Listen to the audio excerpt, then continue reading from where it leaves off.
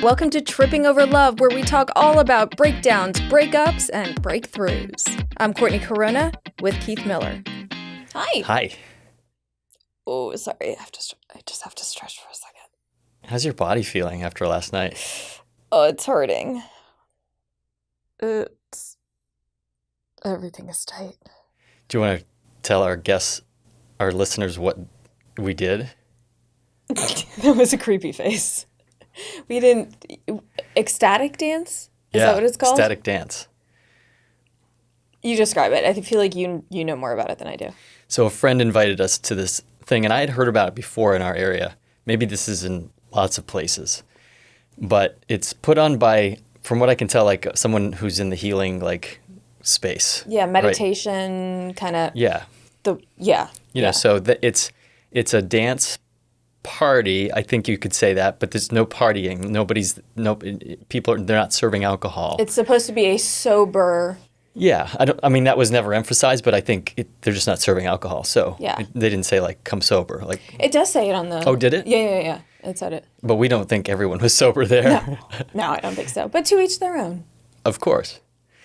So the instructor is really like a DJ as well as like a dancer that comes out. And it's just you dance however you want to dance and you move however you want to move. It's a movement session, really. Yeah. Some people are dancing. Clearly they have some rhythm. Other people like me are just kind of wiggling. And when we first got there, I was nervous. How did you feel? I was fine. My hesitation. So the whole idea is that you just move however your body wants to move without any worry about how people are going to view you. You're just supposed to not have judgment, all these sorts of things. Right. And it was 8 to 10. So truly the thing that was bothering me was 8 to 10 p.m. It was later at night. Yeah. The only thing that was really bothering me was I'm in bed maybe when I am not with you, I'm in bed 8 o'clock at night. This is revealing our true age. Yeah. Oh gosh. Not young. Although I always liked my sleep. But anyways, typically 8 o'clock when, you and I go out to dinner or something, maybe we'll stay out till 9. But the idea of dancing till 10, I was not looking forward to that. But dancing, I don't know. I don't worry about it. I tend to be the one at a wedding that's in the middle of the dance floor. You have no trouble cutting loose? No, if I'm in the mood. Yeah. Or if the environment is right. But I certainly need the... Yeah. And I think I don't ever say to myself, I wish I could be dancing right now. And so right. I think that's for a lot of people who are stuck with whatever they're stuck with in life. We just know that dance is one of the major things. It's tough. I mean, in high school, I was always very nervous. So I get that. Well, no, dance is one of the major things that promotes brain integration. Explain that. I feel like you just threw that fact out. And Bessel van der Kolk wrote about it in The Body Keeps the Score, that dance and movement is key to fundamental to healing from trauma.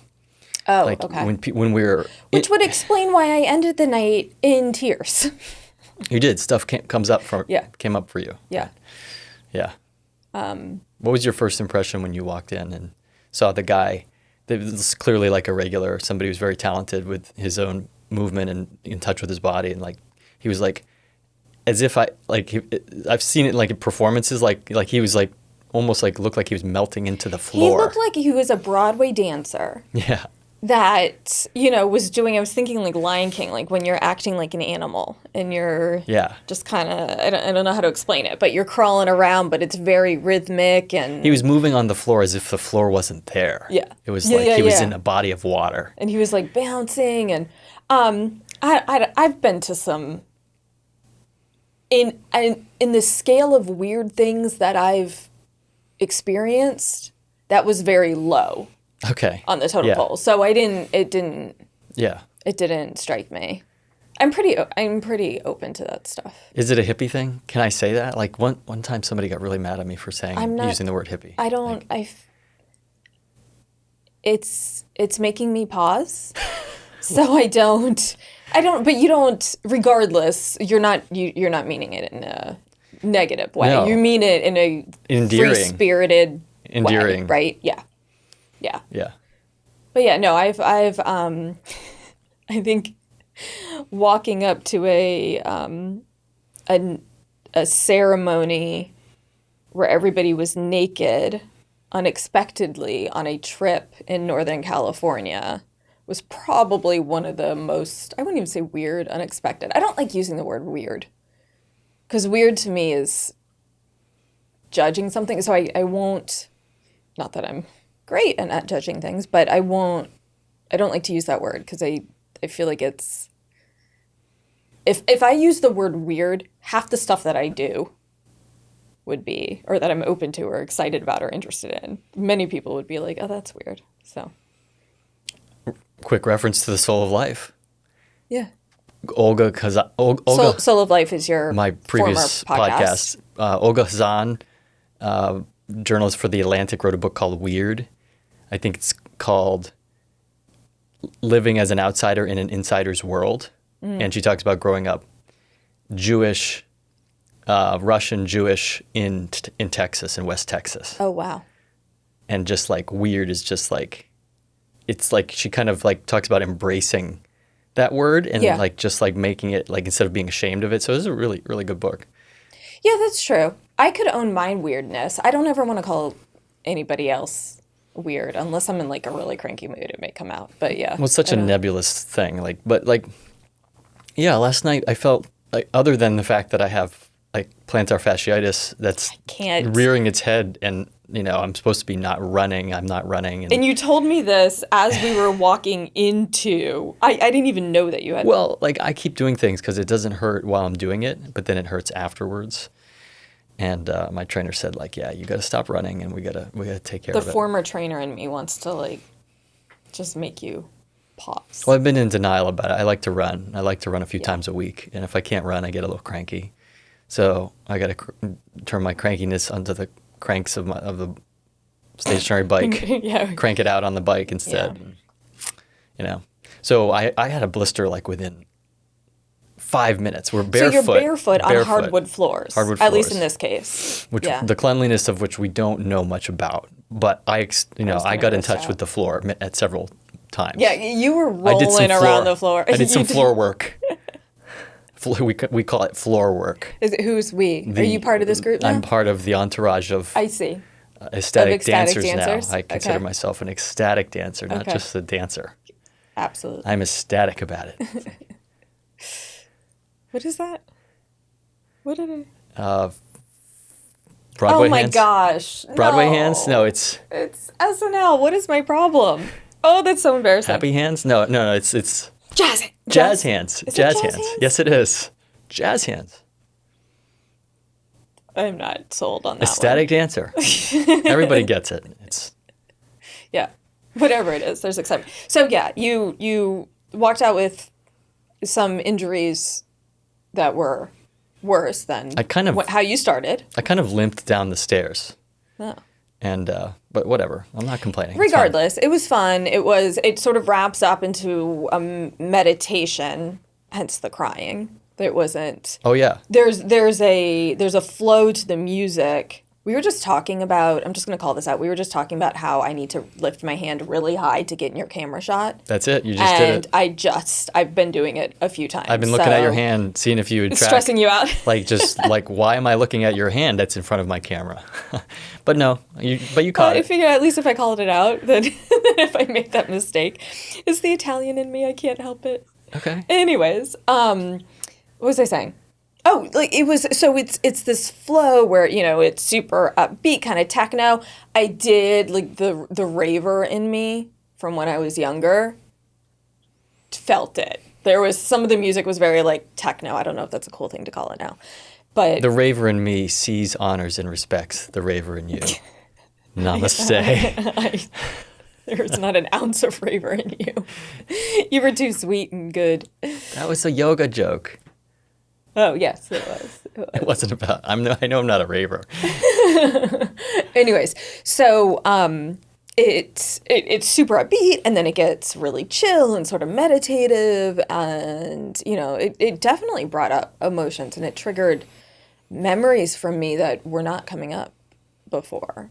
Did the screaming provoke that? Because there were moments where it'd be like let's scream everybody, or somebody, I don't know who started it, but then everyone's screaming. These are not like I tended to I wanted to vocalize and sing and just kind of Yeah. That's kind of, I mean, actually, that's kind of what but people were doing. I can't go rah. I can't make that horrific noise. Have you never screamed just you're so angry, the only thing you can do is just scream at the top of your lungs? I hate screaming.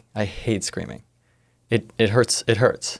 So no, I don't you ever don't feel find like, any I release wish I in could it. just scream. And I don't mean screaming at somebody. That's No, different. no. But I was telling No. you last night, I will occasionally scream into a pillow when I'm so angry and frustrated. Screaming into a something. pillow does nothing for me. Really? Just in case anyone's wondering. Really? Doesn't do anything. What is your coping mechanism for anger? Exercise. Yeah, that's true. I will run, and that's why I get cranky, I think. I mean, I like to, if I'm angry. So I remember when I was a kid, I was a golfer on the golf team, and I missed a putt. I wasn't an excellent golfer. Occasionally I would win, be the leader for the day. And this was one of those days where I had the opportunity to actually win the whole thing. And meaning the 18 holes? being the medalist for the match, Okay, yeah. okay. For the For the tournament. For the whole So not just 18 holes. the whole match, yeah. Yeah. And I missed the putt and I didn't get it. And I came home and I wouldn't talk to anyone. I was just talking to my 17-year-old daughter about this, saying she's like me. Because I would come, my brother, one of my brothers is very talkative, and as a kid, my parents said he came home and just talked nonstop about everything. You won't believe this happened, this So happened, if he she said was this. angry or upset as a kid, he talks talk it it out. Yeah. Yeah. And I keep to myself. I think my kids kind of keep to themselves. Oh, yeah, you do. Because I've learned with you that I want to talk. I just want to talk. I want to talk, and probably berate the issue a little bit. I do appreciate when I do. But running, I came home from that golf match. It's end of the long story. And I wasn't in running shape. I wasn't doing track or cross country at that time. I just decided I'm just going to sprint for a mile. And I hurt myself. I was so angry, I just sprinted. Wish I had that in me. I would have the desire to work out every single day if the way I handled frustration, especially with work and stuff, I want to go to sleep. Yeah. But that's made me think of that's at that moment in time, I just wanted to just go. Typical masculine response to things, get away And not talk. and do something extreme. Yeah. Which is what you did with, I was going to say piloting, but I don't know if that's actually a word. Flying, yeah. Flying, yes, Yeah. thank you. That is very true. I talk about this on Substack. Yeah. Wrote an article recently called Flying Sideways about my time when I was having, admittedly, sort of a breakdown. Mm-hmm. And one of the things, in addition to therapy I was doing, therapy wasn't really helping me. I was what came out of therapy actually I thought it helped me, was I got in touch with this younger part of me that was wanted to be heard, and it just wants to do things without having limits. Mm-hmm. And one of those things is to be an aviator, to fly planes. And so at the time I was I can spend money on this. It was a bad idea. Mm-hmm. It's expensive to do that. And so I got pretty far in flight training. Right. And that was, truly in itself, it's an obsession, as it should be, because you have to be obsessed with how to stay alive. And it's an important part of it. Turns out a lot of pilots I've read since, a lot of pilots come into that profession because they're either ADD, believe it or not. Sorry if you're phobic of flying. But pilots there's a book called Driven to Distraction, about how if you have an ADD kind of brain, that you load your activities so that your body is alert and focused, so that they tend to do very hard things. Oh. Those that are driven. There's two types of, I suppose there's two types. I was going to say, that does not sound like my attention. Some people issues. sort of give up and tune out. Yeah. Other people like push through it. They're very successful with ADD. They don't Yeah. realize they have it. Yeah. So their book is about people who, how many people are driven and they're masking their ADD because they're so driven. They became a pilot. They became the best pilot. They became, I interviewed Alex Honnold's mom. Alex Honnold is the free solo climber that did Yosemite for the first time. Free solo, no ropes. Phenomenal National Geographic show just called Free Solo. Makes you sweat because you're seeing him, 2,000 meters above the ground on a ledge that he's holding on with his fingernails. And so I asked his mom, I was like, what is it about Alex that might be driving him? I was kind of leading with like, do you think he's just got this like ADD personality, or he's running from like childhood issues, which she detailed. Yes, there were stuff went on with his father. It doesn't explain why somebody does that, but I think it does in some cases. It's one piece of the puzzle about why someone might be so driven and so focused. I want to get back to, you said therapy wasn't working for you. Yeah. Says the therapist. I hate to say it. Sometimes therapy doesn't work. How do you know when it's working and when to step back? Because I will say, I feel like therapy is such a ongoing game. And I don't mean game loosely, but it's this back and forth where, I am going through intense therapy right now. And for a few days, I was like, oh, each time I checked in, I was like, you know what? I'm doing a bit better. I'm doing a bit better. And then I crashed again. And so it's very much up and down. So as a therapist, you do feel like there's moments where it's like, okay, this isn't not. Although I can see, I remember times when I was doing therapy and after a while I was like, okay, I need a break. Yeah. Yeah, I think there's things that you dig up and surface for a good reason, and there's a season and a time to do that. Yeah. And that you feel better and you get relief from having surfaced those things. Yeah. Other times, in my case, it can create rumination about things that are really minute details that I don't really need to be focusing on. Now, the therapist, the analyst or therapist could say, certainly an analyst would always say, psychoanalyst, traditional psychoanalyst, Freudian, Jungian analyst would say, anytime you don't want to go to therapy or resist anything in therapy, that is because your defenses are getting in the way. Yeah. So therefore, it's an example of why you need therapy, because you don't want to be in therapy, which is a circular argument, which I think is sort of blaming the victim a little bit. And I think our field has moved on from that. I don't think people put up with that from a therapist, although there's plenty of therapists who do that. And it's always a good question. I mean, I want my therapist to be asking, like, do you think your sense of like us not being a good fit is actually really true, or really just I'm actually, so at least question it. I'm actually good at, and this happens, I can tell when this happens. I know that somebody gets a sense that I'm onto them. Like I've mapped out and I'm heading towards the areas that they need to focus on, and they can, they're like, oh, this guy actually knows, versus some therapists who just kind of not phoning it in, but they're just building rapport and just listening, and that's their main intervention, is just listening. Yeah. As opposed to like working through systematically the way I do with internal family systems.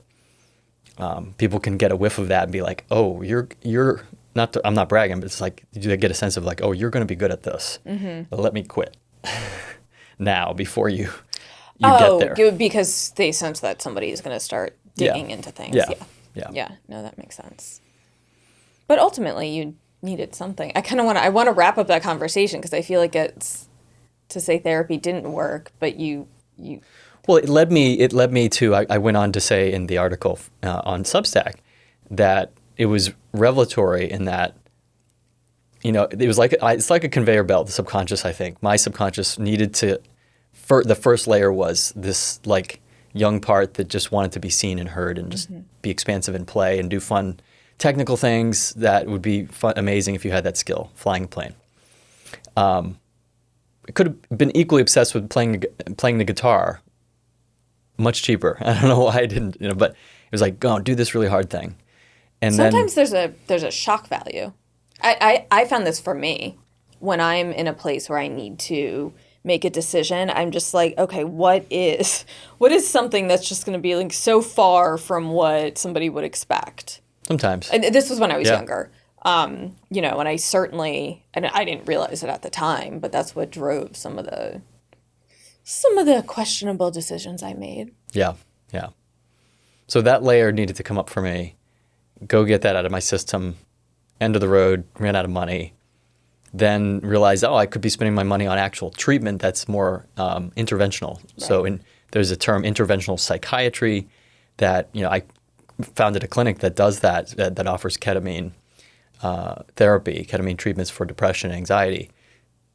Some of my patients, some of my clients were coming back, and they were doing ketamine sessions somewhere, and I could see that it was working. And I was like, spending all this money on flight lessons. And I'm like, wait, that money could be going towards directly treating my depression with ketamine. It's like, why am I doing that? So I started, and it's expensive, and that's part of the thing that we always try to make it affordable for people, and yeah, because access is really important. Access is really important. Yeah. So ketamine really then revealed. So one thing revealed another thing, and then ketamine treatments unexpectedly revealed like how unhappy I was in the marriage, and I did not expect that to be part of anything that was going to improve my life. I firmly believe that changing my marital status would make me depressed. That would be, and truly, it's not easy. It's not like you get divorced and it's all great, because it's hard. It's hard. Yeah. It's a death. It's a real death to me. It's like someone's dead, or you're grieving. Yeah. The life that you envisioned. Yeah. Yeah, for sure. So anyway, I think that's the end of the story. From running, sprinting after a golf match, to running out to the runway, jumping in a plane, and I had an interesting dream last night about that. It's weird. Did you? My neighbor was. Oh, that's right. There was such a weird small dream. plane, like one that I was flying. Like, it was literally one of the ones in the fleet, and it was coming over my house. And I was like, well, that's interesting. 7.5 Nancy Foxtrot or whatever it was is like coming over. And I'm like, oh wait, that's my neighbor flying it. I could somehow tell it was my neighbor across the street, and sure enough, he flew over my house and wasn't going to make it. And I'm like, that doesn't sound right. He's not going to make it. And he hit his own house. No. Oh, in your story this morning, you told me he landed softly. He got hung up on the roof, and like he got down. Ah, okay. So okay. I'm tangling that up with the story of an actual person at the field that I flew at that went off the runway and landed softly, as soft as you can in the tree Whose canopy. hand is in front of the camera now? Well, when I'm talking, I can put my hand in front of your camera all I want. Oh, that's right. Sorry, go ahead. I was conflating this. He was okay, but I was just like, what were you doing? And he's like, because he's not a pilot. He says, well, I just needed to get somewhere really fast, and decided I would go to the airfield and take this plane. I was like, you've never flown a plane before. Well, that's why, he crashed. So what does that mean? What's your answer to that? I can't tell you I what don't a know. dream means. I think you need to tell me. Nope. Your higher self and your spirits will tell you. Tells me that once I broke my hand, the only time I broke a bone in my body, because I was trying to fly out of the table that I was eating dinner at, because I heard a monstrous airplane coming over the house. Oh, you moved quickly. I was like, what is flying out of a table? Yeah, What is that even? And it was literally like, so I fell off the chair and broke my hand, but didn't know it at the time. Went out. It's Air Force One. You can unmistakably see it on approach to Andrews, right over our house. I was going to say, we live in the D.C. area. Blue and white. Blue and white. That was the first time that happened. So I don't know if it was worth it, but I was like, what is that? No, It's I don't just think like, so. Anyway. Especially these days. Sorry. I'm not the only crazy person out there that gets a kick out of what airplanes are doing. Yeah, you get super excited. Yeah. So. Love it. Do you want to talk about your food? I don't want to say binge. No, what is it? A food cleanse? Oh yes, it was like food of... binge. Yeah, it's the opposite. And I mean, sure, I'm a little hesitant because I'm no doctor. But I have to be I have a gluten sensitivity and I have a dairy sensitivity. I have fibromyalgia. I have chronic fatigue. All the autoimmune issues that you hear, some women have, I have the whole list. And food I found has been a big driver in how I feel and what's impacting me or not. And I sort of play this game with myself where I'll be really good about it, but then I'll get annoyed. And I'll tell you this sometimes, and you have to be like, okay, think about that for a second, where I will just eat something because I'm like, I deserve to have, I don't know. Old Bay French fries. Excuse me, Old Bay French fries are gluten-free and dairy-free and delicious. That is my treat that I'm allowed to have. But that's one of the things you're talking about. Yes, you're right. I did. You're like, oh, I'm doing a thing, but then you see Old Bay fries and like, oh, forget that. I'm going to eat these fries. I did. You're right. I forgot You're yelling about at me for like calling you out. Like, no, that's the Don't truth. you call me out on That's the things truth. that I did. And they were out of it. Well, true. Okay, so here's the deal. So our stories are so long. So I have decided for like 2 to 3 weeks, depending on how I feel, I'm really going to cut back on my foods and basically do an elimination diet and figure out what is working and what's not.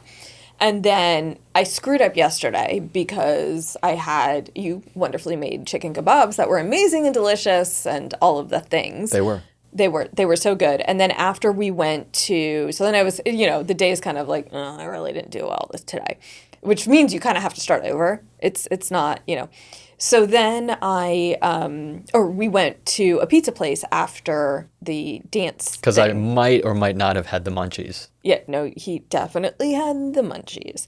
And so we went, and there's just nothing like a piece of pizza when you're hungry. And so we walk in, and I do want you to enjoy the foods, but it is hard for me. So we go in, and Keith had asked me to, if he was like, we don't have to go. And I'm like, no, let's go, let's do it. So anyways, we walk in there, they have freaking salads, and then this whole list of like fried stuff, like wings and Old Bay fries, which Old Bay and fries, you combine those two, it's like chef's kiss, my dream, I love it. So I was like, okay, cool. I give up. I'm going to have Old Bay fries. And you were like, are you sure? And I was like, no, totally fine, because I screwed it up anyway earlier. So, which was not the case, but I justify it that way. And then they were like, no, we don't have Old Bay fries. So I'm like, wings. No, our fryer isn't working. And then I was like, and she was like, but we have a salad. And the salad is like a very typical pizza place salad that's like iceberg lettuce and tomatoes. And it was like... And cheese that you couldn't have. Well, and cheese, true. The cheese was in there, so I couldn't have that. So then I'm feeling really sad for myself. And I look around, and there's this amazing cider that I love behind me. And I was like, I'm having alcohol, which is like the worst thing to have when you're going through all of this. I don't feel like I supported you well in that decision for me to like be like 10:35 at night on a Friday. I want to get pizza. I usually try to be done eating by 7 so that I sleep well. You shouldn't not have something. Well, that's not I also true. Never want to tell you. I mean, you shouldn't not have something because I can't, or because it's an inconvenience to me. Which gets me to our drive in to go see your parents when I wanted to stop to get nuts. And the idea that we were stopping was not sitting well with you. Late at night. I can't relate to late night stacking unless certain, unless somebody, right. So I tried to be understanding and compassionate and let you have, go ahead and have that stuff. Yeah, and we did stop and we got your nuts, and we did, and it was the right call. Yes, guys, out if you're listening, like just stop and get the nuts. It literally took 2 minutes. We got some wine. Just get the nuts. Yeah. And wine, and a Powerball ticket. Oh, did you get a Powerball? No, ticket? I didn't. But that was like the night I was like, did we? No, I don't think so. We did like the week before. 2 people won like $2,000 billion. Amazing. I can't even imagine. What would you do? What would you do if you had all that money? I would just, my brain would not work. It would cease to work. It would be unfathomable. I knew you wouldn't have. You were just so practical. Well, that's not a real answer, but... But like what would come, because in my head I would Oh my gosh, the joy of knowing I never had to work again and then could just go travel the world and buy my family members' houses. And then, I'd go to Iceland, Italy, Norway, India, Japan, Australia, and Antarctica, and the North Pole. You travel a lot. Oh, yeah. Yeah. More money, more problems. That's true.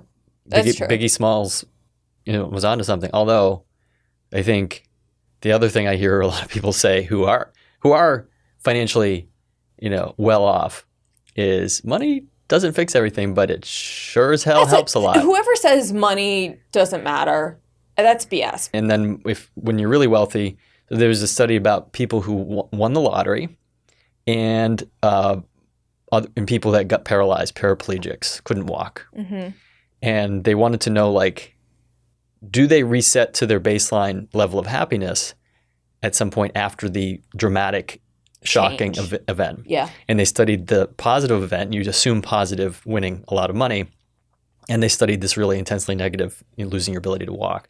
And they found in both groups that your baseline happiness gets reverted. You revert back to your baseline happiness, what you were before the incident. Well, doesn't that within 6 months or maybe a year? I don't know. Doesn't that point to the importance of looking at your emotions and therapy and understanding yourself? Totally. It's all what you do with it. There's the parable of the talents in the in the New Testament. Jesus is teaching the disciples, and he's talking about there's a man who inherited some money. I'm breaking out in hives that we're talking about the Bible and a lesson from the Bible on our podcast. Why? It's literature. It's great literature. I know. I just the connection to radical Christianity or Christian nationalism. There's right now. So many good Christians that are not. That's very true. Radical, and that's really not an accurate thing to say. Yeah. And most of our country is Christian, so I embrace it. Mm-hmm. But and to what you just said, yes, there are absolutely many good Christians.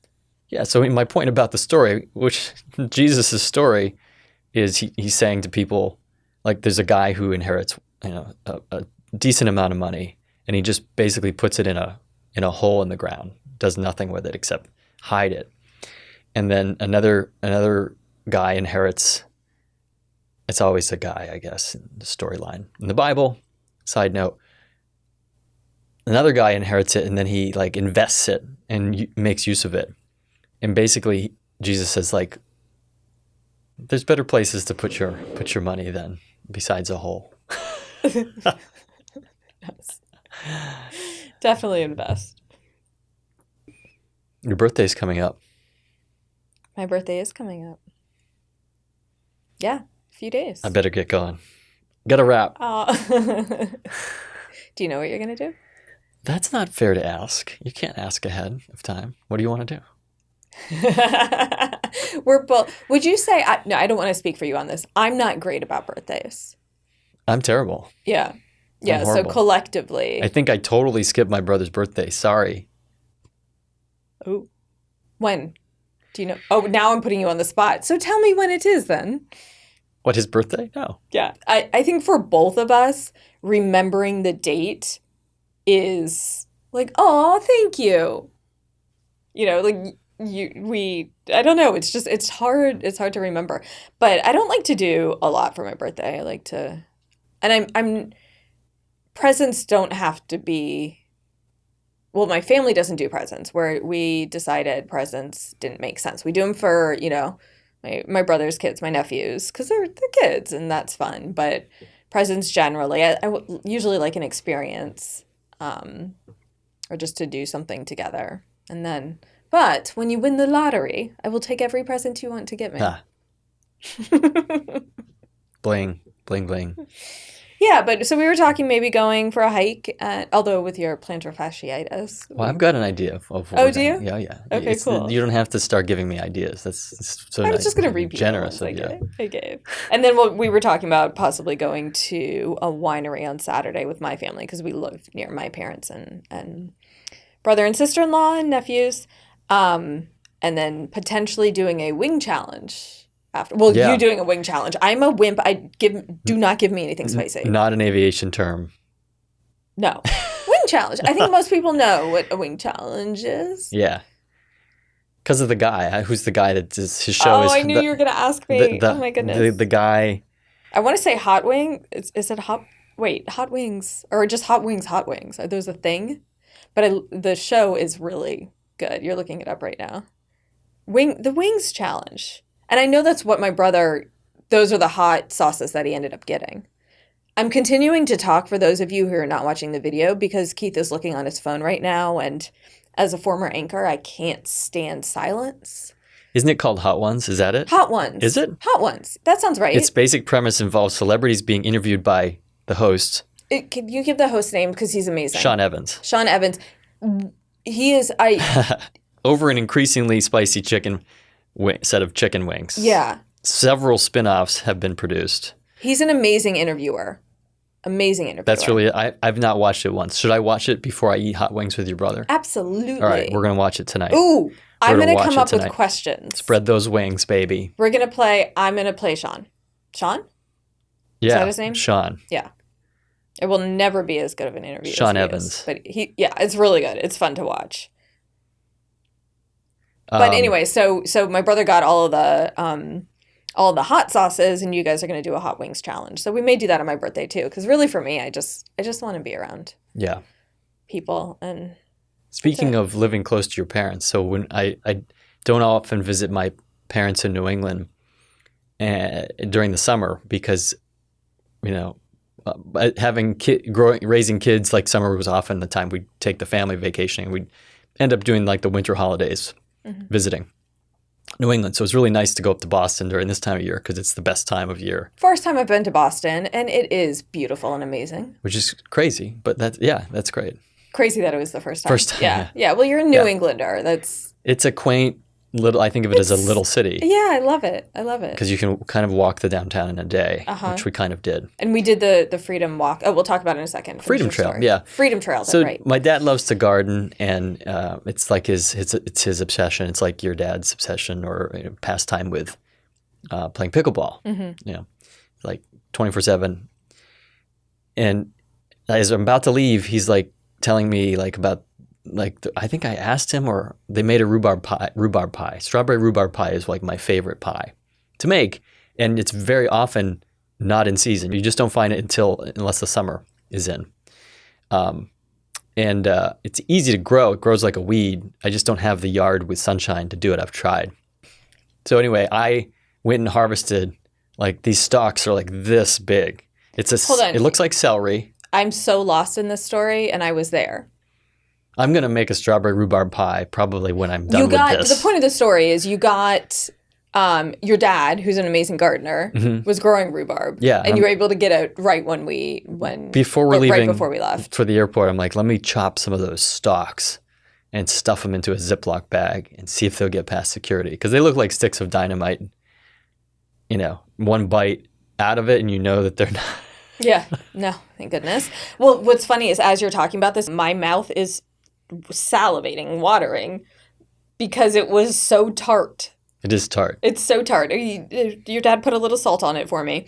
I don't do the salt thing. I don't get it. It was good, but so tart. It's my mouth's watering like you're about to give me a sour candy. Yeah, it is like sour candy. Put a little sugar. I gave it to my daughter. Put a little sugar on a little piece of rhubarb. It's amazing. So I got fresh strawberries. Strawberries are at their best now. It's going to be good. Oh, you're going to make a strawberry rhubarb pie. That is what you just said. Sorry. That is what I just said. Sorry. I'm clearly zoning out today. Anyway. No, it'll be good. I could just, you know what? You could just make the filling for me. Yeah. Oh, wait. I have to tell you. Have I told you that I discovered a dairy-free, gluten-free peanut butter pecan pie No way. from Milk Bar. Wow. That sounds amazing. Incredible. It's like $65 or something. I'm not going to do it, ask for it for my birthday What is Milk because Bar? oh, it's this incredible. My mouth is salivating again. It's They're easy to please. I know, seriously. Old Bay fries. I like the simple stuff. The simple, like really unhealthy stuff. But I don't know what they became famous for. I don't know if this is accurate. What's coming to mind is they became famous for creating a cake or some sort of sweet that was supposed to taste like your milk after you have cereal, like sugary cereal, like your milk after Lucky Charms. Oh, it's so good. And so I think that's what they were known or became known for.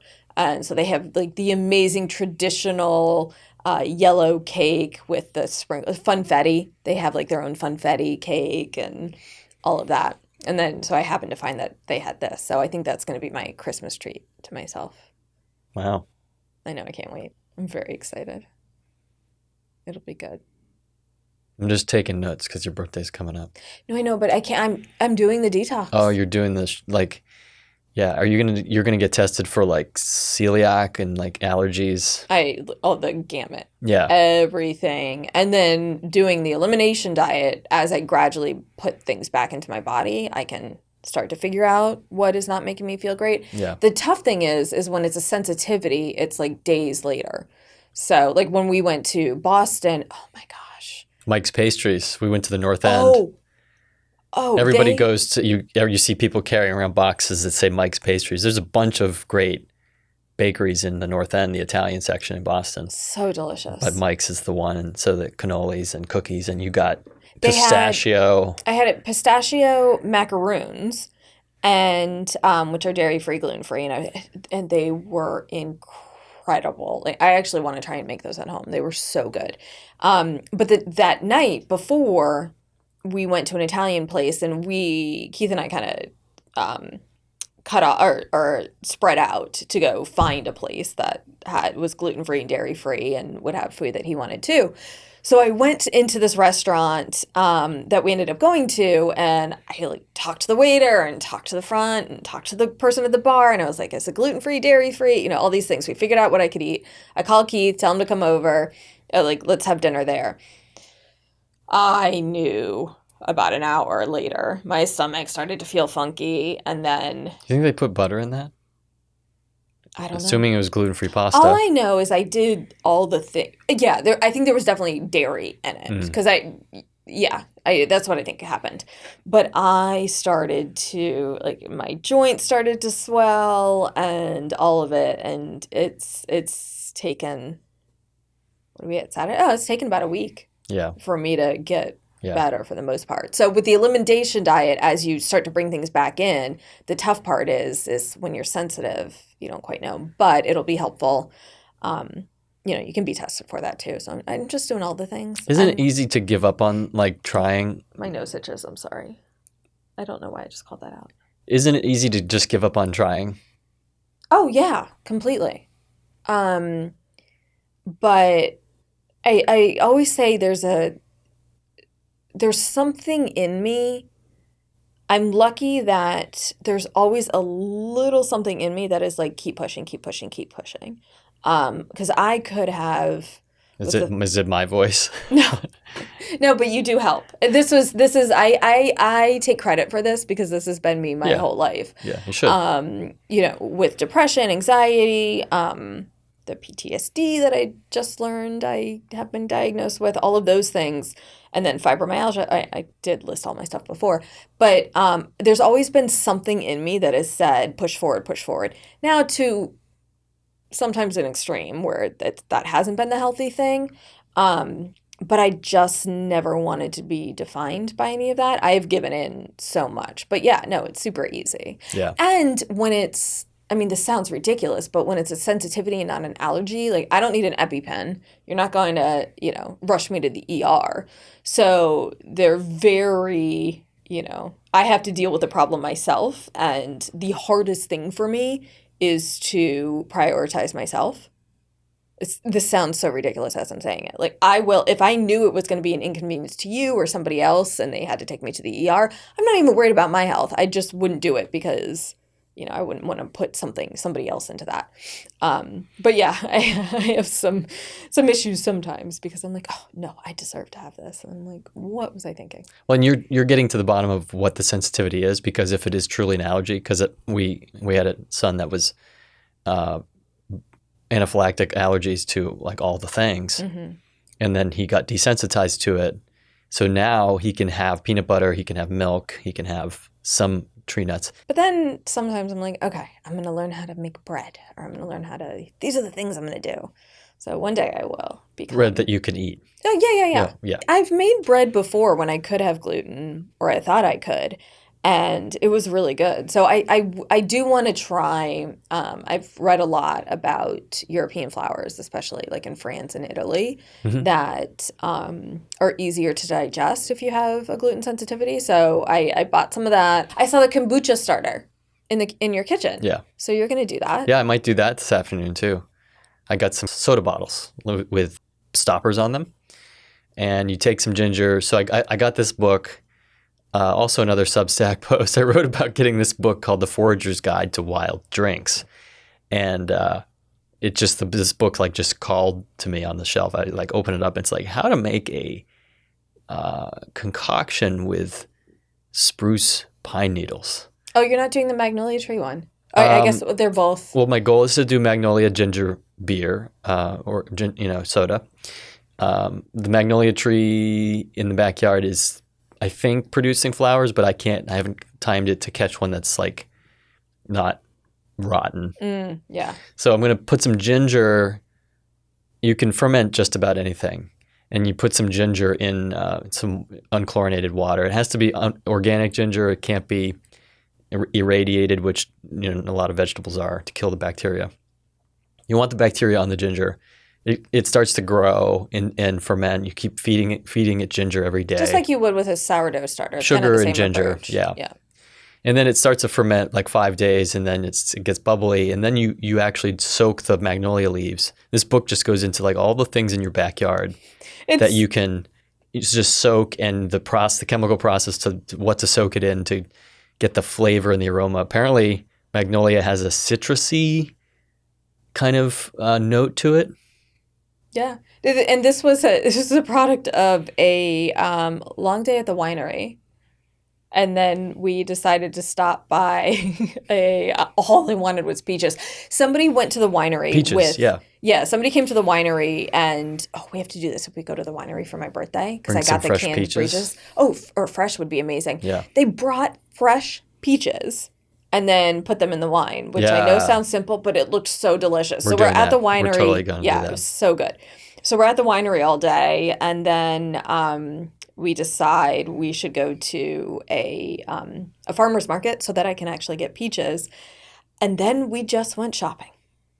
And we started to find all sorts of things in this little market. So one was this forager's book of like blue. Oh, the reason you were saying blue pine was because, or spruce, or I don't know. The book is like this thick, so It's the crazy. magnolia is just one of the things, like all these weeds and trees that you can, very carefully not to confuse it with like the blue spruce, which is poisonous, or I think like the European yew, which everybody has in their yard. These like bushes. Oh, that's good. YEW tree bushes, like the nettles are poisonous. Oh. So you have to be careful. You have to make sure, yeah. Yeah. Wait, I feel like we walked out of that place with a lot of stuff. Like $100. I spent like $100. But I got apples and made a fantastic pie with the apples. I got peaches. I got peaches and plums. Yeah. I kind of want to go to a farmer's You got like market. an apron, I think. Maybe, I don't know. Oh, you got me. Oh, the birthday present. Oh, thank you I'm glad I remember that, because I was going to like not even get the birthday present out that I bought you. It was this apron though. Like, I'm not an apron person, but the apron was black plaid. That's like me in a nutshell. Black plaid and black, white, and gray plaid is like Old Bay French fries. Yeah. That is you. That is the French kiss. Yeah, I had a chef's kiss. On that note, folks, thanks for watching. This is Tripping Over Love. Thanks for listening to Tripping Over Love. Subscribe now to make sure you get the latest episode and drop us a comment or a question. See you next time.